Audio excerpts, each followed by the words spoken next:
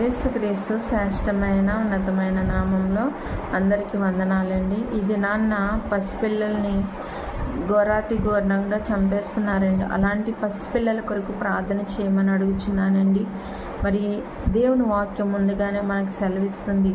మరి వీధుల్లో పసిపిల్లలు లేకుండా మరి వాళ్ళని హతమార్చడానికి మరణం కిటికీలోకి కూర్చుందని దేవుని వాక్యం సెలవిస్తుంది. అవునండి, మరి పసిపిల్లల మీద ఘోరాతిఘోరంగా మరి హత్యలు చేయబడతా ఉన్నాయి.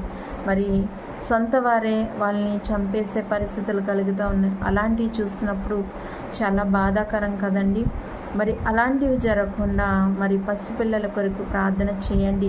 మీ కుటుంబంలో మీ పిల్లల కొరకే కాదు కానండి, ప్రతి కుటుంబంలో ఉన్న పసిపిల్లల కొరకు ప్రార్థన చేయండి. వాళ్ళకి ఎటువంటి ప్రాణ నష్టము కలగకుండా వాళ్ళు ఏ విధంగా ప్రాణాలు కోల్పోకుండా ఉండడానికి ప్రార్థన చేయమని ఇది నాన్న మీకు తెలియజేస్తున్నాను. దేవుడి వాక్యం దీవించునుగాక. ఆమేన్.